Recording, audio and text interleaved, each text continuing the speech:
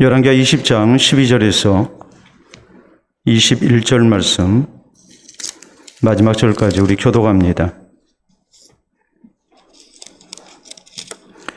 그때 발라단 아들 바벨론 왕 브로닥 발라단이 히스기야가 병들었다함을 듣고 편지와 예물을 그에게 보낸지라.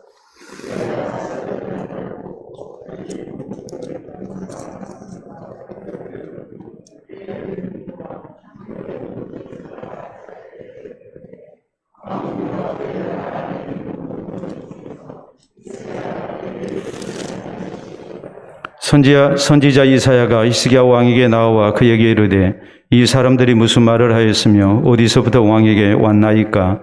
히스기야가 이르되 먼 지방 바벨론에서 왔나이다 하니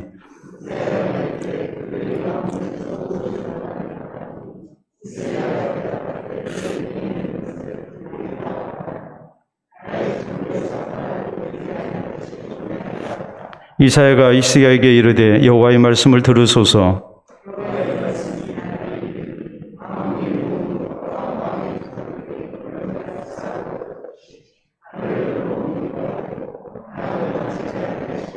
또 왕의 몸에서 날 아들 중에서 사로잡혀 바벨론 왕궁의 환관이 되리라 하셨나이다 하니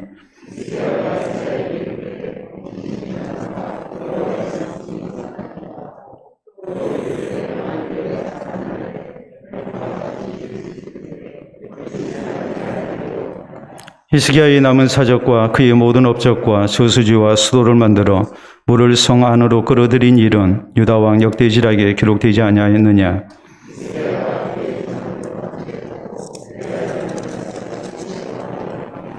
아멘. 기도하고 말씀 받도록 합니다. 하나님 아버지 감사합니다. 우리 하나님께서 우리에게 새해를 주시고 또 새로운 마음으로 새로운 각오로 우리가 주를 잘 섬길 것을 다짐하며 새 출발할 수 있도록 은혜 주신 것을 감사합니다. 오늘 첫 주일 저녁 예배를 통해서 우리가 다시 한번 하나님의 말씀을 통해 새로워지기를 원합니다. 유혹의 욕심을 따라 썩어져가는 구습을 따르는 옛 사람을 벗어버리게 하시고 오직 우리의 심령으로 새롭게 되어 하나님을 따라 의와 진리의 거룩함으로 지으심을 받은 새 사람을 입는 귀하고 복된 시간이 되게 하여 주시옵소서. 새 사람 되어 새해를 살게 하시고 새 마음으로 새해를 살게 하시고 주께서 우리 가운데 베푸신 새 은혜를 통하여 또 새 복을 누리며 살아가는 새해가 될 수 있도록 도와주시옵기를 원합니다. 이 시간 새해를 맞이하여 사랑하는 가족들 하나님 앞에 귀한 감사의 예물을 드리며 또 헌신되기를 원하는 손길이 있사오니 하나님 기억해 주시고 우리 하나님께서 이 새해에 변함없이 사랑하는 가정과 일터를 붙드시고 모든 권속들을 붙들어 주셔서 주 안에서 평안한 한 해가 되게 하시고 주를 더욱 잘 섬겨나가는 선한 형편 얻는 귀하고 복된 가정 되게 하시고 그 일터와 수고가 되게 하여 주시옵소서. 우리 사랑하는 성도들에게 이 새해 하나님의 새 은혜를 더 많이 체험하는 은혜가 있게 하시고 하나님을 향한 감사와 헌신이 더욱 뜨거워지도록 인도하여 주시옵소서. 예수님 이름으로 기도하옵나이다. 아멘. 오늘 열왕기하 강의 쉬운 세 번째 시간입니다. 사람이 사람에게 줄 수 있는 최고의 감동이 무엇일까? 이렇게 얘기를 할 때에 평생 한결같은 사람이라고 이렇게 얘기를 합니다. 처음과 끝이 같은 사람, 참 이런 사람 보기가 쉽지가 않죠. 세상이 변하고 또 주위 상황이 변한다 할지라도 늘 한결같은 모습으로 살아가는 사람, 이런 사람은 참으로 우리가 볼 때에 마음에 감동이 되고 또 존경하는 마음이 저절로 생기게 되고 또 나 자신을 비교하면서 나는 왜 이렇게 변했을까 하면서 나 자신을 다시 한번 살피는 그런 거울이 되는 그런 사람입니다. 그렇지만 사람은 주위 상황에 따라서 너무나 쉽게 변하는 존재입니다. 돈을 벌어서 사람이 변하고 출세해서 변하고 많이 배웠기 때문에 변하고 또 칭찬을 들으니까 사람이 또 변하기도 하죠. 그러면서 교만해지고 또 안하무인의 사람이 되고 또 다른 사람 무시하고 깔보는 그리고 세상적으로 두려울 것이 없이 자기 잘난 맛에 사는 그런 잘못된 인생으로 이렇게 나아가는 사람들도 우리 주변에 굉장히 많습니다. 그런가 하면 그 반대의 경우도 참 많죠. 형편이 어렵다고 자신의 소신을 버려버리고 또 철학을 버려버리고 이제 되는 대로 살아가는 그런 모습의 사람도 우리는 많이 봅니다. 그리고 이런 사람의 모습이 다른 사람에게서 찾아볼 수 있는 것이 아니라 문득문득 나에게서 발견되는 그런 모습인 것을 생각할 때 우리는 두렵기도 하고 부끄럽기도 하고 또 더 잘해야 되겠다는 이런 마음 자세를 우리가 다시 한번 갖기도 합니다. 그렇기 때문에 오늘 우리가 주일 낮에 말씀을 들은 대로 우리 새해 표 다름이 아니라 우리 주 예수 그리스도를 변함없이 사랑하는 사람이 되자는 또 그런 교회가 되자는 그런 이제 표를 우리가 정하고 또 이것을 개인적으로 우리가 좌우명으로 삼고 이 한 해에 우리가 신앙생활에 있어서 변함없는 모습 우리가 갖자라는 그런 내용의 말씀을 또 우리가 나누기도 했습니다. 우리는 지난 시간에 히스기야가 하나님의 징벌로 죽을 병에 걸렸지만은 하나님께 간절히 기도했을 때 하나님의 자비와 긍휼이 나타났고 이제 3일 후에 낫는 가운데 15년을 더 살게 된 놀라운 하나님의 은혜에 대해서 말씀을 살폈습니다.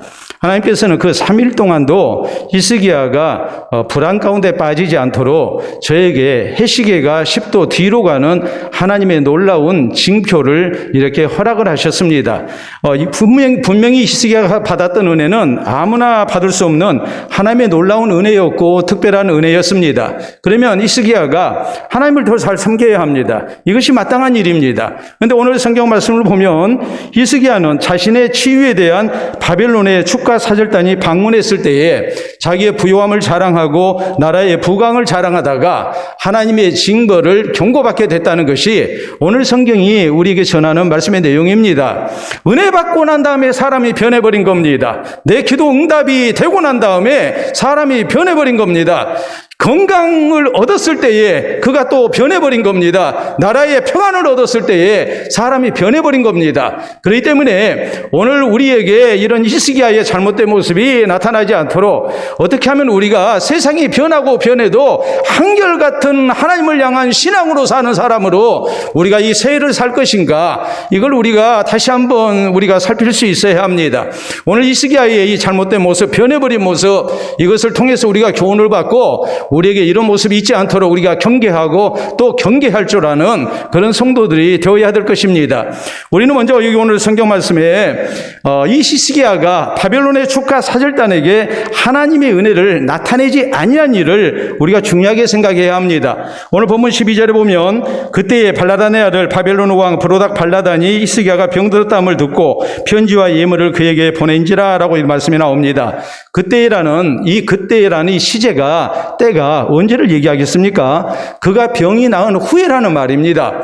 자, 히스기야가 병들었을 때 하나님 앞에 울면서 간구를 했습니다. 그래서 하나님께서 그의 기도를 들었고 눈물을 보신 가운데에 히스기야의 병을 치유해 주셨습니다. 하나님의 놀라운 응답으로 저가 건강을 얻고 15년을 더 살게 되는 하나님의 복을 받게 됐습니다. 그때입니다.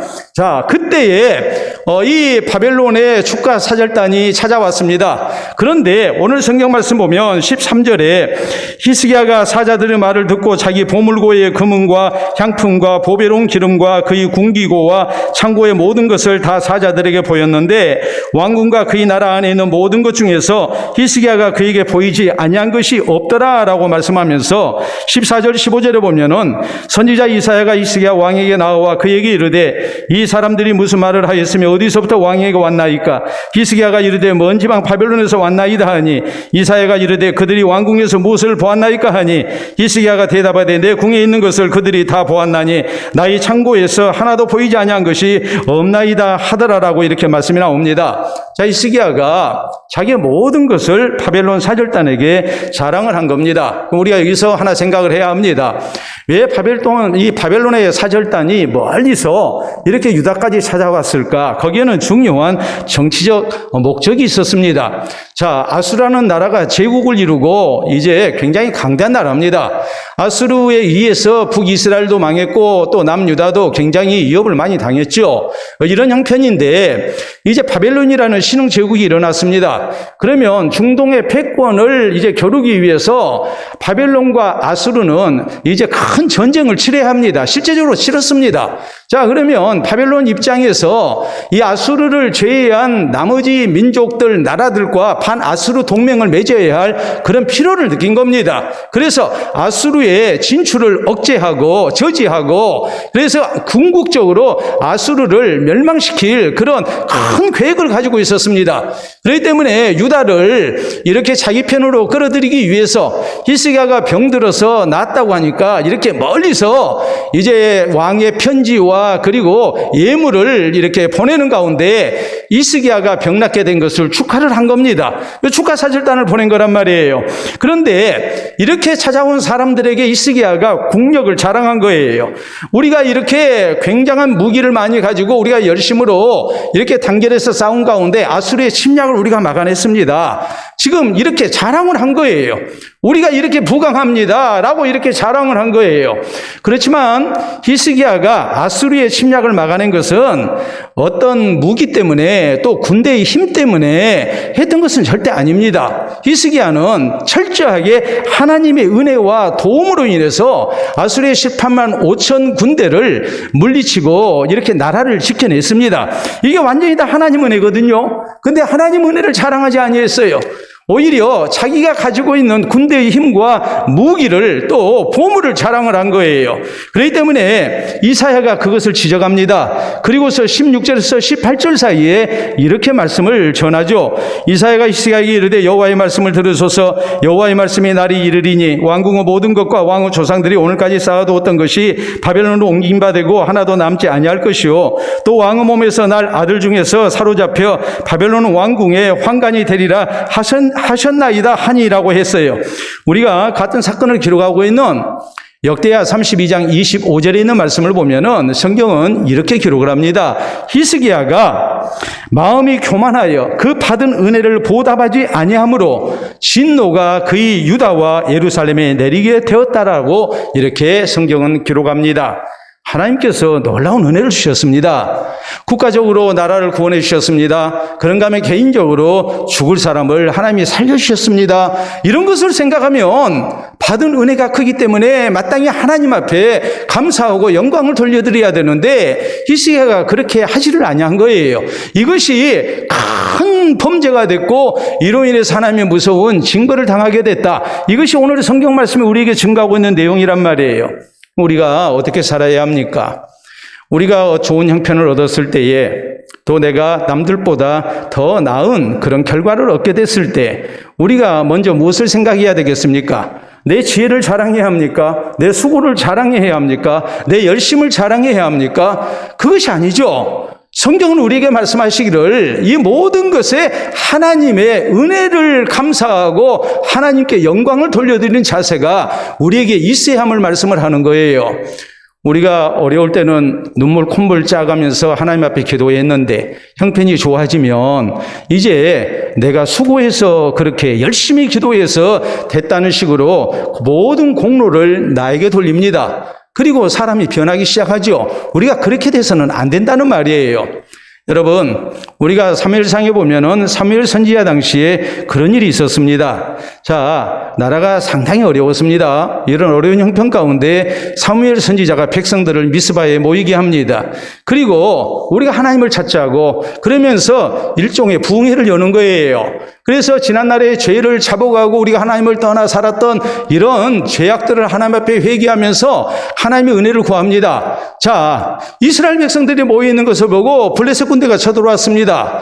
저들을 상대할 수 있는 그런 전력이 되지를 못합니다. 이런 형편에서 이제 사무엘 선지자가 하나님을 향해서 뜨겁게 기도를 하죠. 그래서 하나님의 도우시는 은혜 속에 블레셋 군대를 물리쳤습니다. 그리고 잃었던 땅을 되찾았습니다. 그리고 이 일을 놓고 사무엘 선지자는 기념비를 세웁니다. 그리고 그 기념비의 이름을 도움의 돌이라고 에벤에셀이라고 부릅니다. 하나님이 여기까지 우리를 도와주셨다. 하나님 앞에 영광을 돌려드리고 하나님 앞에 감사합니다. 여러분 그럴 수 있거든요. 내가 하나님 앞에 기도 열심히 하니까 하나님이 응답해 주셨다고 나를 자랑할 수 있어요. 근데 사무엘 선지자는 그렇게 하지 않았어요. 또 우리가 백성들과 더불어서 열심으로 싸워서 블레셋 군대를 물리쳤다. 또 이런 식으로도 생각할 수 있어요. 그런데 그렇게 하지 않아요. 이 모든 것은 하나님이 우리를 도와주신 결과입니다. 그리고 하나님 앞에 영광을 돌려드렸을 때에 그때에 비로소 그 땅에 하나님이 주시는 평화가 찾아왔다고 성경은 이렇게 말씀을 합니다. 우리 예수님이 들려주신 비유 가운데 누가복음 12장에 그런 말씀이 나오죠. 한 농부가 농사를 지었습니다. 그래서 그해 아주 대풍을 맞이했습니다. 그가 계산을 하는 겁니다. 저 많은 것 수확해서 내가 곡간에다 쌓으려는데 곡간이 비좁아서 안 되겠다. 내가 이렇게 해야 되겠다. 곡간을 헐고 새로 짓고 거기에 수확한 것을 저장하고 난 다음에 내가 말하기를 내 영혼아 열에 있을 물건을 쌓아두었으니 이제는 평안히 쉬고 먹고 마시고 즐기자리라. 그는 아름다운 인생 계획을 세웠습니다. 얼마든지 그럴 수 있습니다.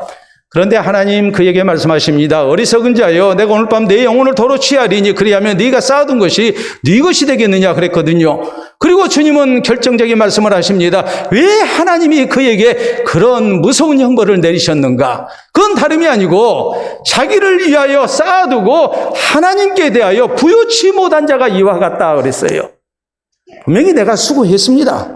내가 수고했지만은 나 자신의 수고만을 내세우고 나에게는 부요한데 내게 복을 주신 내 수고를 받으시고 귀한 결실을 주신 하나님께 부요치 못한 겁니다. 그렇기 때문에 하나님께서 이제 그를 어리석은 자라 하고 그의 생명을 거두시겠다는 정말 청천벽력 같은 말씀을 이렇게 하신 거란 말이에요. 여러분 이소부화에 이런 얘기가 나와요. 어느 시골에 늠름하고 멋있는 장닭 한 마리가 있었습니다. 자, 새벽 일정한 시간에 울어서 주인을 깨우고 집안 사람들을 깨웁니다. 그러니까 주인이 이제 새벽에 일어나면 맨 처음에 이 장닭에게 콩을 한 줌씩 주는 거예요. 어느 날 이 장닭이 콩을 한 줌 줘도 먹지를 않아요. 그래서 주인이 닭에게 물어요. 너 왜 안 먹냐? 어디 아프냐? 그랬더니 이 장닭이 하는 얘기가 아니 주인님 맨날 이런 것만 주니까 내가 이제는 먹기가 싫습니다. 그러면서 하는 얘기가 내가 울어서 해가 뜨고 나를 밝게 해주는데 나 때문에 주인님이 일어나시고 집안 사람들이 다 일어나서 일을 하는데 내가 없으면 어떻게 해가 뜨고 농사일을 하겠습니까? 그런데 계속 나에게 이런 대접밖에 안 합니까? 줄 것이 콩밖에 없습니까? 그러면서 이렇게 항의를 하는 거예요. 그러니까 주인이 아무 말 하지 않고 장닭의 주둥이를 끈으로 꽁꽁 묶었어요.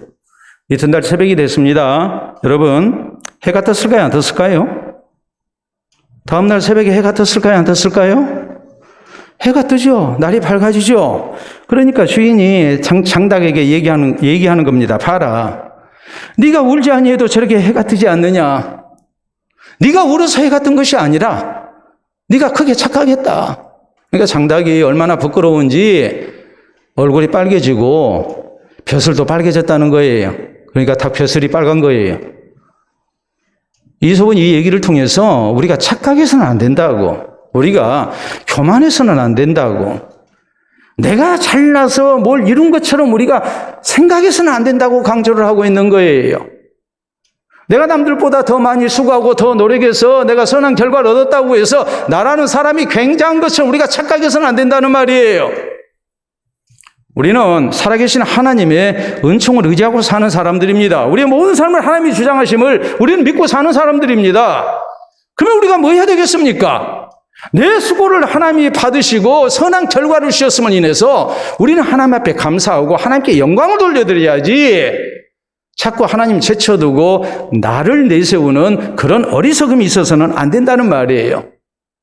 성경의 시편 50편 23절에 하나님 말씀하십니다. 감사로 제사를 드리는 자가 나를 영화롭게 하나니 내가 저를 건질 것이다. 그래서 저가 나를 영화롭게 하게 될 것이다 라고 말씀합니다. 하나님 앞에 드리는 우리의 예배가 어떤 예배가 돼야 되는가? 감사 속에 되어져야 해요. 하나님의 은혜를 기억하고 하나님 앞에 감사하면서 하나님을 높일 줄 아는 그런 신앙생활이 우리에게 있어야 한다는 말이에요. 우리가 혹시라도 잘 됐을 때에 우리가 변하는 사람이 돼서는 안 됩니다. 변함없이 우리가 하나님 앞에 감사하고 하나님께 영광을 돌려드리고 또 하나님 의지하고 사는 이런 믿음의 사람들이 되어야 됩니다. 히스기야처럼 이런 잘못된 모습이 우리에게 나오지 않도록 우리가 또 조심하고 조심하는 가운데 새 변함없이 하나님께서 우리를 사랑하시고 아끼시는 은혜가 우리 모두에게 있기를 바랍니다. 둘째로 우리가 생각해야 할 것은 오늘 성경 말씀 보면 히스기야는 자기의 부귀영화를 자랑했습니다. 자, 13절에 있는 말씀 다시 봅니다. 거기 보면은 히스기야가 사자들의 말을 듣고 자기 보물고의 금은과 향품과 보배로운 기름과 그의 궁기고와 창고의 모든 것을 다 사자들에게 보였는데 왕궁과 그의 나라 안에 있는 모든 것 중에서 히스기야가 그에게 보이지 아니한 것이 없더라라고 이렇게 성경은 말씀하죠. 왜 이렇게 다 자랑을 했을까? 그 자랑한 목적이 있었을 거 아니에요? 지금 바벨론에 사절단이 온 것은, 축하 사절단이 온 것은 정치적 목적이 있었다고 그랬거든요. 그 정치적 목적은 반아수르 동맹을 맺고자 하는 거예요. 히스기야 입장에서도 바벨론과 반아수르 동맹을 맺는 것이 외교 정책상 필요하다고 판단을 했습니다. 그렇기 때문에 지금 히스기야는 바벨론과의 동맹에서 유리한 고지를 점령하기 위해서 우리가 이렇게 강하다는 것을 과시할 필요가 있었어요. 우린 이렇게 군대가 많습니다. 우린 이렇게 보물이 많습니다. 우리나라의 국력이 이 정도입니다. 그래서 바벨론으로 하여금 이제 이 유다와 동맹을 맺을 때에 대등한 입장에서 동맹을 맺기를 원한 거예요. 그렇기 때문에 자기가 가지고 있는 모든 것을 다 내놓고 자랑을 한 거예요. 여러분, 그런데 그 자랑했던 것이 영원한 것이 아니었습니다. 불과 얼마 후에 다 빼앗길 수밖에 없는 것이 됐습니다. 다 쓸데없는 자랑이었죠. 이걸 보고 우리는 세상의 영광이라는 것이 얼마나 덧없는가를 생각하고 우리는 세상 영광을 추구하지 말아야 합니다. 그보다는 하나님께서 우리에게 주신 것으로 우리는 자족하면서 우리는 하나님 영광을 위해서 사는 그런 그리스도인이 되어야 된단 말이에요. 우리 그리스도인이 세상의 영광을 추구하는 것이 얼마나 잘못된 것인지 성경은 우리에게 분명히 경고하죠. 전도서 1장 2절에 보면 전도자, 다시 말해서 이스라엘의 솔로몬 왕은 세상의 모든 부귀영화를 누려본 사람으로서 분명한 자기의 경험담을 고백합니다. 헛되고 헛되며 헛되고 헛되니 모든 것이 헛되도다.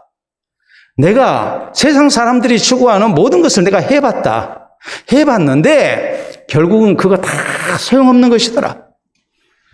우리가 전도서 전체가 12장으로 되어 있는데 전도서 11장 마지막 부분에 솔로몬 왕은 젊은 사람들에게 이런 충고를 합니다. 청년이요, 내 어린 때를 즐거워하고 내 젊었을 때를 즐거워하고 네가 원하는 대로 내 눈에 보이는 대로 한번 살아봐라. 너 하고 싶은 대로 한번 살아봐라. 그러나 이런 모든 일을 인하여서 하나님께서 너를 심판하실 것을 기억해야 한다. 여러분, 우리가 세상의 부귀영화를 얻기 위해서 굉장히 노력을 합니다. 젊은 사람들 입장에서 얼마나 젊은 시절이 좋은데입니까? 나 하고 싶은 거 많죠? 내 눈에 보이게 좋은 것, 그거 다 갖고 싶죠? 솔로몬은 말합니다. 한번 너 하고 싶은 대로 해봐라. 그러나 그 모든 일로 마지막에 하나님의 심판을 당하게 된다는 것을 잊어서는 안 된다. 우리 인생이 가는 길이 결국은 하나님의 심판대 앞에 서는 건데 우리가 세상의 부귀영화에 세상의 영광을 줬다가 장차 하나님 앞에 어떤 모습으로 서려고 그러느냐, 이렇게 충고를 하고 있거든요. 성경에 대조적인 두 교회가 나옵니다. 요한계시록에 보면 소아시아의 7 교회를 이렇게 주님이 말씀을 하실 때에, 자, 서마나 교회가 나오죠. 서마나 교회를 놓고 주님은 이런 말씀을 하십니다. 내가 네 환난과 궁핍을 하노니 실상은 네가 부유한 자라. 여러분, 서마나 교회는 사람의 눈으로 볼 때는 가진 게 아무것도 없는 가난한 교회예요. 주를 향한 신앙을 지키다가 저희는 재산도 몰수당했고 박해를 받았고 추방당했고 그리고 사회에서 이렇게 왕따당하고 어려운 일이 하나둘이 아니었습니다. 그런데 주님은 말씀하십니다. 실상은 네가 부유한 자다. 저희는 세상의 가치관으로 산 사람들이 아니에요. 신앙의 가치관, 하늘의 가치관으로 살았던 사람들이에요. 지금 세상에서 볼 때는 참 보잘것없이 가난한 사람들이었지만 우리 주님이 보실 때는 저희에게는 하늘의 영광이 약속된 사람들이었어요. 그러니까 저희는 부유한 성도들이었고 교회였습니다. 반대로 라오디게아 교회를 한번 생각해 보세요. 돈 많죠? 부자들 많죠? 저희는 좋은 옷 입고 살았습니다. 금덩어리 자랑했습니다.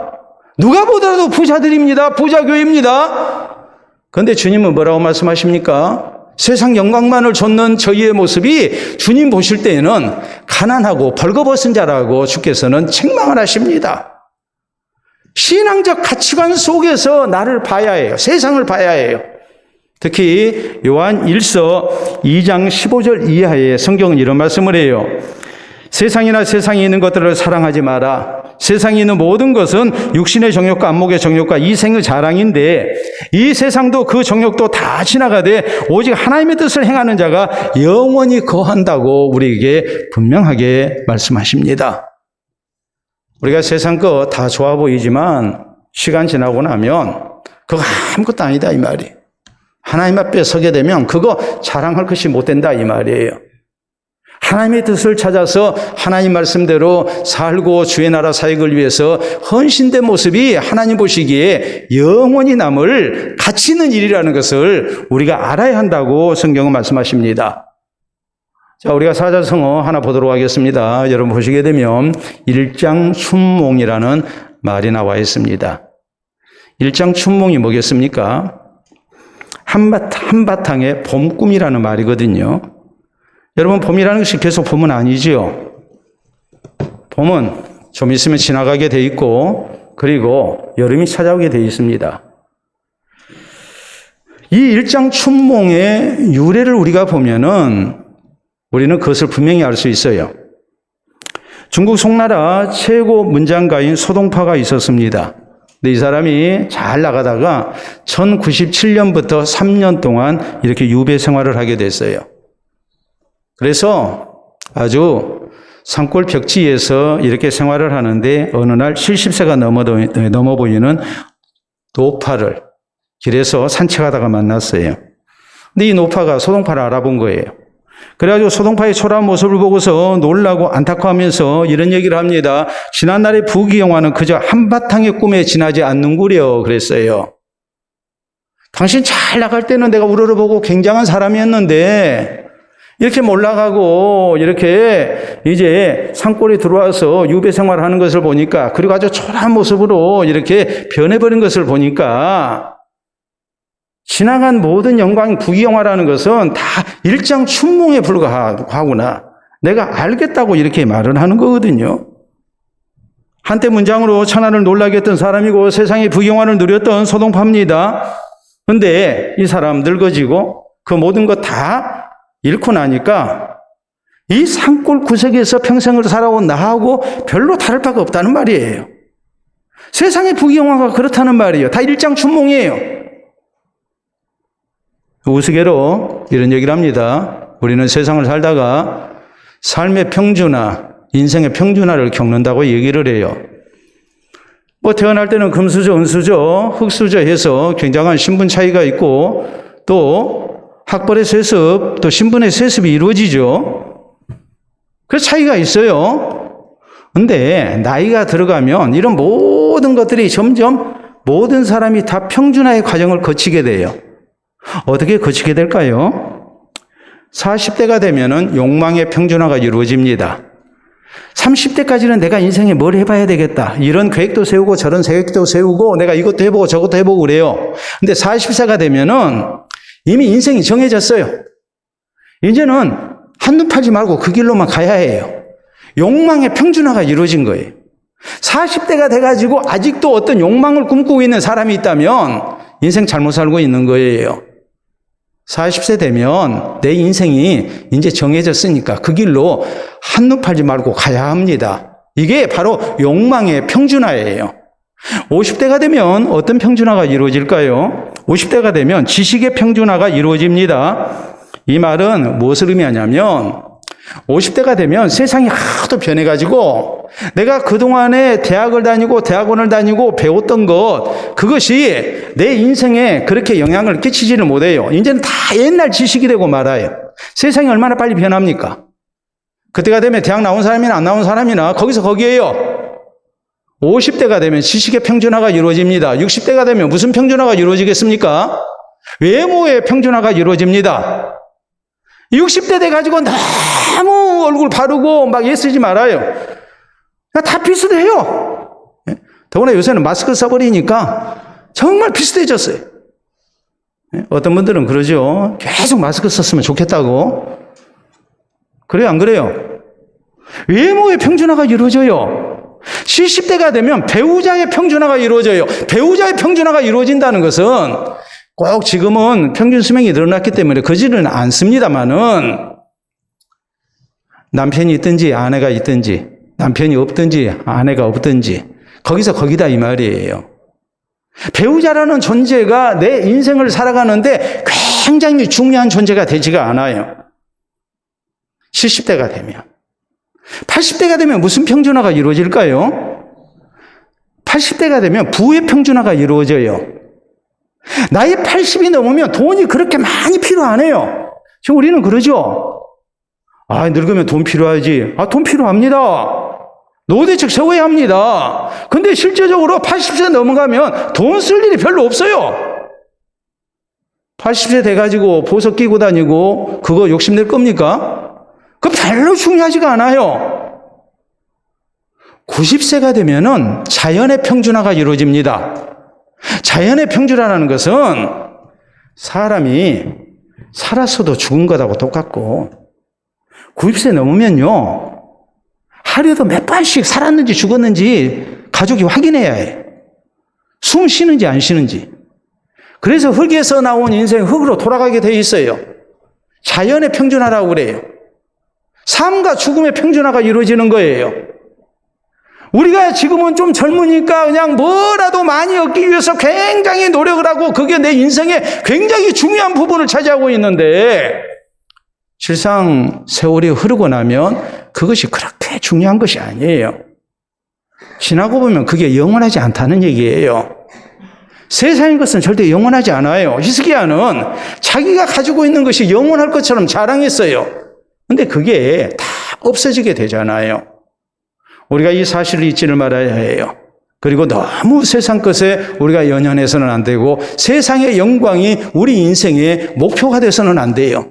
그보다는 장차 하나님 앞에 내가 어떤 모습으로 설 것인가 이것을 생각하면서 우리가 그것을 추구하는 삶을 살아야 해요. 그렇기 때문에 골로새서 3장에 우리에게 말씀합니다. 너희는 땅의 것을 취하지 말고 위의 것을 찾아라.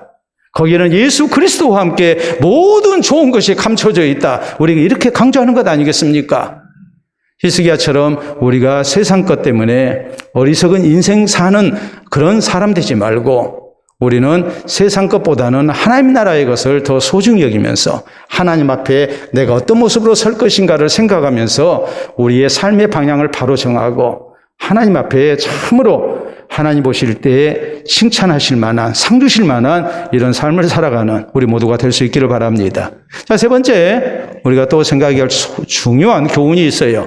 뭐냐면 히스기야에게 하나님께서 말씀하신 징벌의 내용입니다. 그리고 여기에 대한 히스기야의 반응입니다. 자, 16절 이하 말씀 봅니다. 이사야가 히스기야에게 이르되 여호와의 말씀을 들으소서. 여호와의 말씀이 날이 이르리니 왕궁의 모든 것과 왕의 조상들이 오늘까지 쌓아두었던 것이 바벨론으로 옮긴 바 되고 하나도 남지 아니할 것이요 또 왕의 몸에서 날 아들 중에서 사로잡혀 바벨론 왕궁의 환관이 되리라 하셨나이다 하니. 우리가 이 대목을 생각하면 히스기야가 내가 잘못했구나. 내가 내 후손들에게 엄청난 잘못을 저질렀구나. 이런 생각 당연히 해야 하잖아요. 근데 히스기야의 반응은 이 사람이 언제나 정신으로 이런 소리를 하나라는 생각이 들 정도 이상한 소리를 하고 있어요. 자, 19절 말씀 봅니다. 히스기야가 이사야에게 이르되 당신이 전한 바 여호와의 말씀이 선하니이다 하고 또 이르되 만일 내가 사는 날에 태평과 진실이 있을진데 어찌 선하지 아니하리요 하니라라고 이렇게 말씀을 합니다. 자, 하나님의 징벌을 그는 이제 달게 받아들이죠. 근데 여기서 우리가 오해하지 말아야 할 것이 히스기야가 좀 잘못을 했어요.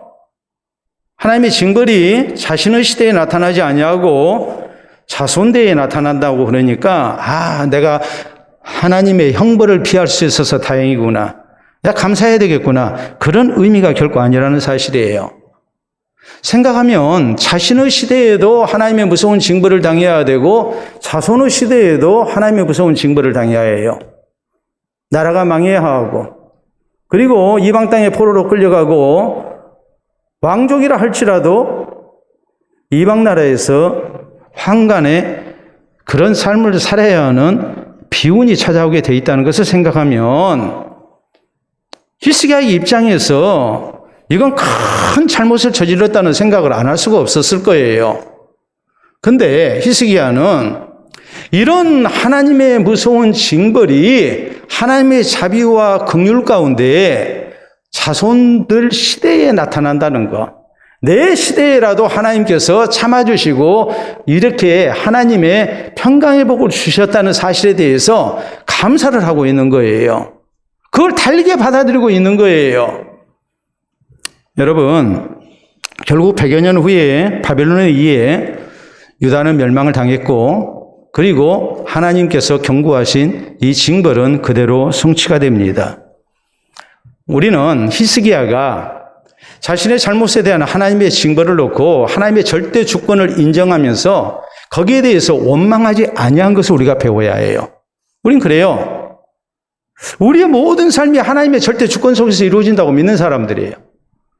근데 내 원대로 안 되면 하나님께 섭섭하죠.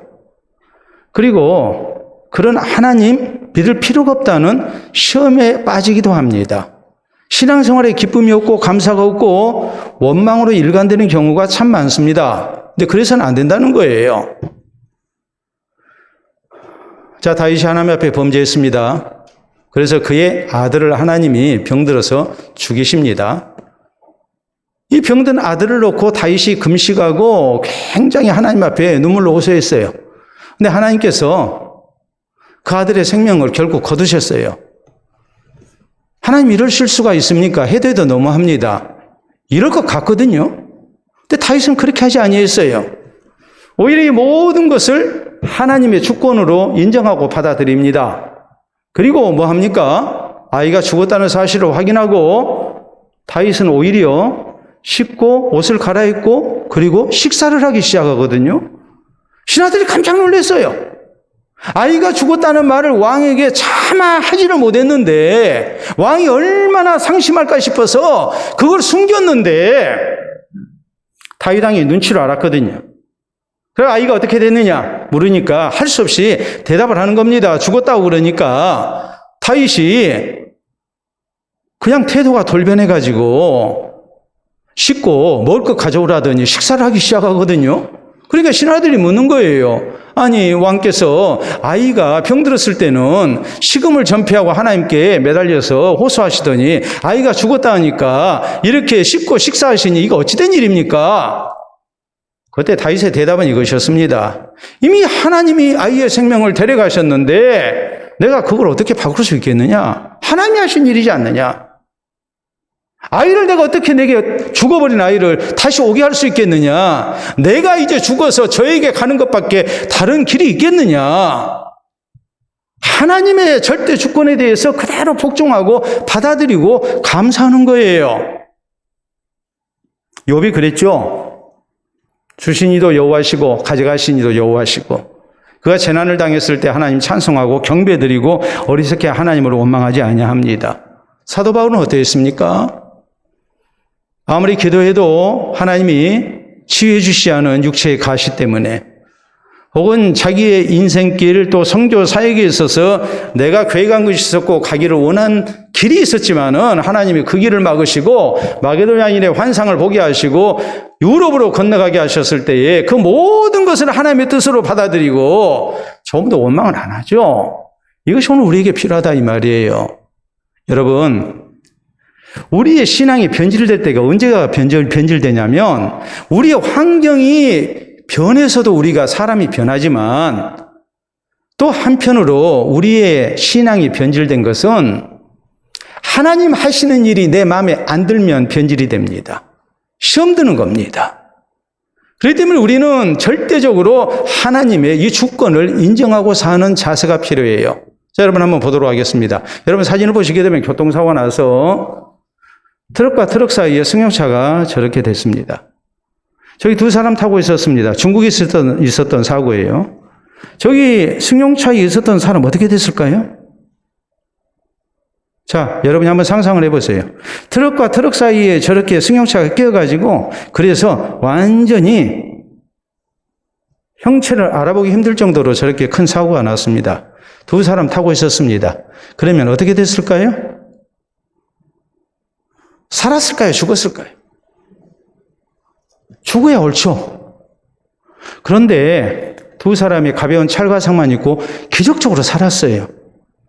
자, 저런 상황에서 살아난 두 사람이 아이고 내 차 아까워라 그래야 되겠습니까? 아니면 이 정도로 살게 된 것이 참 감사한 일이라고 해야 되겠습니까? 감사해야죠. 여러분, 우리가 굳은 일을 당했습니다. 내 기대가 무너졌습니다. 내 소원이 이루어지지 않습니다. 그러면 우리가 어떻게 해야 되겠습니까? 우리가 변해야 합니까? 아니면 나 한 일을 생각하면 이보다 더 힘든 일이 있어야 하는데 하나님이 이 정도로 봐줬다 생각하고 감사해야 되겠습니까? 내게 되어지는 모든 일을 하나님이 간섭하신 일로 우리는 믿고 사는 사람들인데 우리가 하나님의 절대 주권을 인정하고 하나님 하시는 일이 내 마음에 안 들어도 우리는 하나님 앞에 감사하고 하나님을 변함없이 섬기는 성도가 돼야 된다는 말이에요.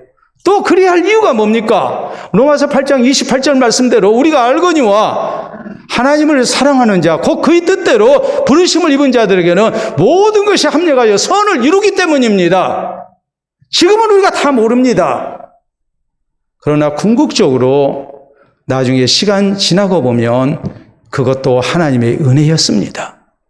돌아가게 하신 것도 하나님의 은혜고 내 인생길을 멈추게 하신 것도 하나님의 은혜고 나를 뒤로 후퇴하게 한 것도 하나님 은혜인 것을 우리는 다 알게 됩니다. 이 하나님의 절대 주권을 인정하고 우리는 오직 하나님 앞에 감사만 하는 성도가 돼야 된다는 말이에요. 그래야 우리의 신앙을 지켜요. 우리가 변하지 아니에요. 사랑하는 성도 여러분, 우리가 새해 우리에게 주어진 화두가 뭡니까? 변하지 말자는 거죠. 우리가 한결같은 믿음의 사람이 되자는 거죠. 자, 여러분, 예루살렘 가면 이런 게 있습니다. 자, 여러분 사진을 보시게 되면 옛날 다윗성이 있고 저기 기온샘이 있고 저건 성 밖에 있는 샘이거든요. 그리고 히스기야 터널이 있어가지고 다윗성으로 그 터널이 들어와서 S자 형태로 구불구불하게 이렇게 터널이 나 있어요. 그래서 실로암 연못에 물이 저장이 됩니다.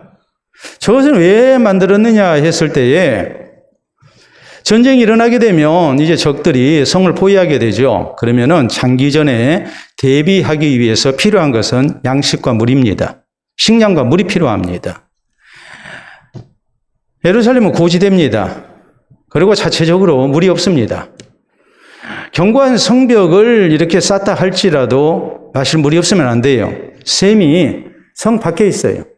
그러면 성 밖에 기온샘은 그 물이 적의 수중으로 넘어가게 되고 성 안에 있는 사람들은 목말라서 다 죽게 돼요. 계속해서 장기전을 이겨낼 수가 없어요. 그렇기 때문에 히스기야 시대에 터널을 판 거예요. 그래서 적에게 물을 주는 대신에 기온샘의 물을 성 안으로 끌어들여서 이제 실로암 못을 만들어서 거기에다가 물을 저장을 하고 이것을 식수로 삼은 겁니다. 자, 그래서 어떻게 이 터널을 만들었는지 한번 보도록 하겠습니다. 여러분 보시게 되면 저게 12m 밑으로 들어갑니다. 그리고 다음 사진을 보시게 되면 저 기온샘의 입구입니다. 지하 12m에 저렇게 물이 솟아올라요. 그리고 다음 사진을 보시게 되면 저렇게 구불구불한 모습으로 이제 물이 흐르게 돼요. 그래서 건기 때는 물이 무릎 정도 차고 우기 때는 물이 이렇게 흐르게 돼 있어요. 자, 다음 사진을 보시겠습니다. 저게 이제 실로암 못입니다. 저 마지막 종착지가 실로암 못이거든요. 길이가 16m, 폭이 9m의 그런 이제 못이에요. 저기에 물을 저장해서 지금 저 물은 깨끗하지가 않아요. 왜냐하면 식수로 사용 안 하니까. 그래서 저기에다가 히스기야 시대에 물을 저장해서 그래서 이제 성 안에 있는 사람들이 먹고 이렇게 적과 대치해서 오래도록 이렇게 버틸 수 있게 한 거예요. 자, 그래서 다음 사진을 보시게 되면 히스기야의 터널을 만든 기록이 이 비문으로 이렇게 세워져 있어요. 여러분, 저 터널을 얼마나 기가 막히게 만들었냐면 기온샘에서 실로암못까지 그 차이가 불과 30cm밖에 안 돼요. 왜 그렇게 했냐면 적들이 눈치채지 못하게 물 흐르는 소리가 나지 않게 하기 위해서. 그리고 직선으로 터널을 뚫지 않고 저렇게 구불구불하게 뚫었어요. 왜냐하면 터널이 무너지지 않도록. 그 당시에 굉장히 신경을 써서 저런 놀라운 그런 수로를 건설을 했어요. 히스기야의 수로는 오늘날에도 공학자들이 볼 때에 깜짝 놀랄 정도의 굉장히 과학적으로 만든 그런 수로입니다. 여러분, 오늘 성경은 이렇게 말씀합니다. 자, 20절에 히스기야의 남은 사적과 그의 모든 업적과 저수지와 수도를 만들어 물을 성 안으로 끌어들인 일은 유다왕 역대지략에 기록되지 아니하였느냐. 그런 굉장히 놀라운 업적을 이룬 왕이었습니다. 21절, 히스기야가 그의 조상들과 함께 자고 그의 아들 므낫세가 대신하여 왕이 되니라. 그러나 히스기야의 시대는 끝나지요. 히스기야의 그 시대의 마지막이 좋지 못했어요. 왜요? 그가 변했거든요. 여러분, 오늘 우리의 삶이 어떤 모습이 되어야 되겠습니까? 예수 그리스도를 변함없이 사랑하는 모든 자에게 하나님의 은혜가 있다고 우리가 오늘 또 말씀을 들었는데 우리가 변하지 말아야 해요. 올 한 해를 놓고 볼 때에 우리가 변해서는 안 돼요. 또 우리의 평생의 삶을 놓고 볼 때에 히스기야처럼 마지막이 변해버린 사람이 돼서는 안 돼요. 우리가 변하지 않기 위해서 우리에게 필요한 신앙의 자세가 뭐겠습니까? 하나님께서 내게 선한 형편 주셨을 때에 우리가 교만하지 말아야 하고 하나님께 영광을 돌려드리고 하나님 앞에 감사할 줄 아는 그런 성도가 되어야 됩니다. 또 우리는 세상 것 때문에 변해서는 안 됩니다. 세상 것은 어차피 다 없어지게 되어 있는 거예요. 세상 것은 영원하지 않아요. 영원한 하나님 나라의 구원과 하나님 나라의 영광과 상급을 보면서 살아야만이 우리가 변질되지 않아요. 우리에게 나타난 모든 일들 하나님의 선한 섭리를 우리는 믿어야 해요. 그리고 함부로 원망해서도 안 돼요. 하나님의 절대 주권 속에서 하나님이 내게 필요해서 나타내신 일이라고 우리는 믿고 우리는 그것을 수용해야 합니다. 하나님 앞에 아멘해야 합니다. 그래서 그 어떤 경우에도 우리의 신앙이 변질되지 않고 끝까지 하나님을 향한 아름다운 신앙을 지키는 가운데 변함없이 하나님께서 우리를 사랑하시고 아끼시고 또 붙드시고 귀하게 쓰시는 이런 아름다운 영광이 이 새해 우리 모두에게 있기를 바랍니다. 우리 함께 기도합니다.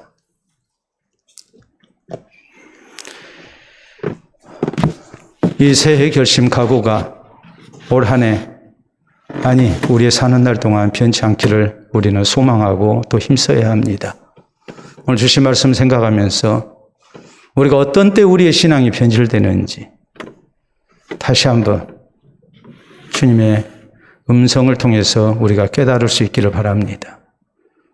잘 됐을 때에 혹시라도 교만하고 하나님 은혜에 감사치 못하는 이런 모습이 있지 않게 하여 주시옵소서. 세상 것 추구하다가 우리의 신앙 변질되는 일이 있지 않게 하여 주시옵소서. 굳은 일 만나서 하나님의 자비와 긍휼과 하나님의 절대 주권을 우리가 생각하며 그것을 믿음 안에서 받아들이기보다 함부로 불평하고 원망하다가 신앙을 잃는 일 있지 않게 하여 주시옵소서. 우리 기도해야 합니다. 기도합시다.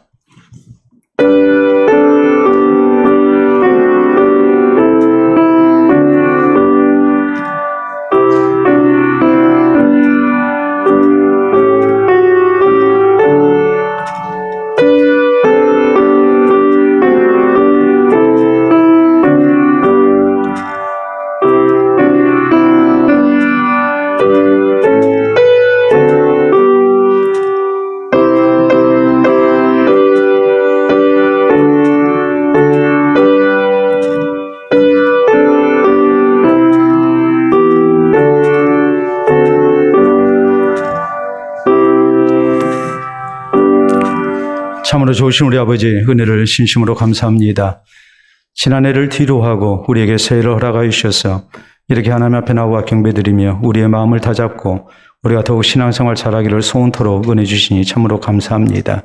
세월이 흐르고 세상이 변한다 할지라도 우리는 하나님을 향한 신앙 지켜나가고 변하지 않기를 원합니다.